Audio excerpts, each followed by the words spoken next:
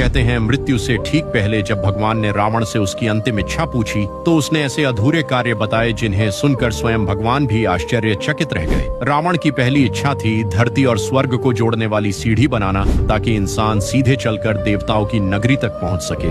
सोचिए अगर ये संभव हो जाता तो स्वर्ग और नर्क का रहस्य हमेशा के लिए खत्म हो जाता। दूसरी इच्छा वह चाहता था कि कोई भी बच्चा अपने पिता से पहले न मरे। रावण के अनुसार ये दुनिया का सबसे बड़ा अन्याय है। उसकी इच्छा थी मृत्यु को एक नए नियम से बांध देना। तीसरी इच्छा उसने सोचा था मनुष्य मृत्यु के समय खुद अपने पाप पुण्य देख सके। इसके लिए वह एक अद्भुत यंत्र बनाना चाहता था जिससे यमराज के दूतों की जरूरत ही खत्म हो जाती और इंसान खुद जान पाता कि उसे स्वर्ग मिलेगा या नर्क। चौथी इच्छा रावण की नजर सिर्फ मानव जीवन पर ही नहीं बल्कि प्रकृति पर भी थी। वह चाहता था कि समुद्र का पानी मीठा हो जाए ताकि प्यास से कोई न मरे। सोचिए आज अगर समुद्र मीठे होते तो पूरी दुनिया कैसी होती। पांचवी इच्छा उसकी एक और इच्छा थी चांद को उसके काले धब्बों से मुक्त करना। वह चाहता था कि चंद्रमा श्वेत और निर्मल हो जाए, एक ऐसा प्रकाश जो अंधकार को पूरी तरह मिटा दे। छठी इच्छा सोने से भरी लंका में रहते हुए भी रावण चाहता था कि सोने में सुगंध हो ताकि उसका राज्य केवल वैभव से नहीं बल्कि सुगंध से भी महके।